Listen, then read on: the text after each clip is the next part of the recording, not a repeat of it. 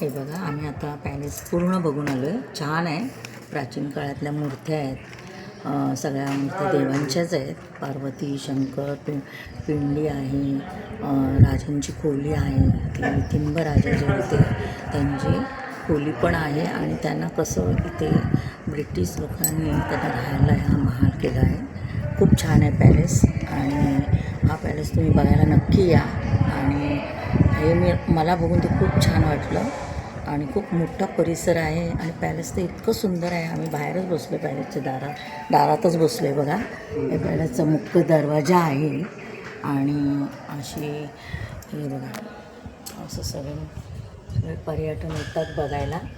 आणि आम्ही इथेच बसलो आहे. हे बघा, वारा का आणि खूप वारा छान आहे.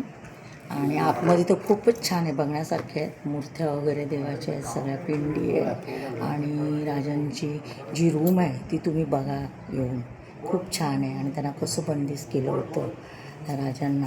आणि त्याच्यासाठी ब्रिटिश लोकांनी हे जे त्यांना बांधून दिलेलं आहे केलं होतं, तरीसुद्धा त्यांच्यासाठी त्यांनी बांधकाम मस्त पॅलेस बांधलेलं आहे. आणि हे संध्याकाळी 5च्या नंतर त्यांची स्टोरी ऐकायला या, जरूर या. इथे बाहेर लाईव्ह ह्याच्यामध्ये त्यांना स्पीकरद्वारे त्यांना जी पूर्वीची त्यांची कथा काय आहे, राजा कोण होते, कुठले होते, त्यांना कैद कसं झालं, ते सगळं त्यामध्ये ते सगळी कहाणी सांगतात संध्याकाळी 5च्या नंतर.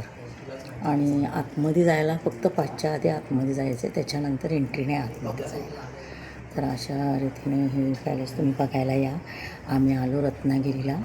मला समुद्र बघायचं होतं म्हणून आलो होतो, पण आज खूप मला समुद्रापेक्षाही भारी बघायला मिळालं. टिळकांचं घर बघायला मिळालं, जन्मस्थान बघायला मिळालं. आणि हे पॅलेस तुम्ही नक्की व्हिजिट करा आणि या.